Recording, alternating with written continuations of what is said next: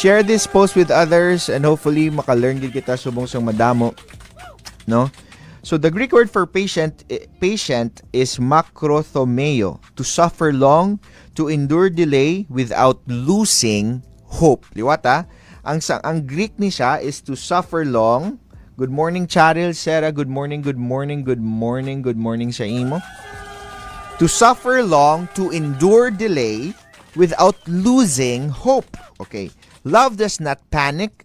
Love does not rush. Love waits with purpose. Ang true love nagahulat, hindi magdali, ang iban ginadalagan pagid nila. Ala, di na ko kaulat. Ala, sige, pas.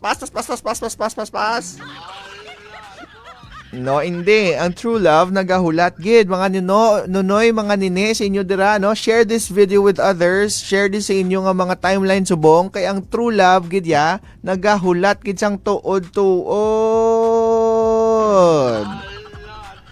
So first point na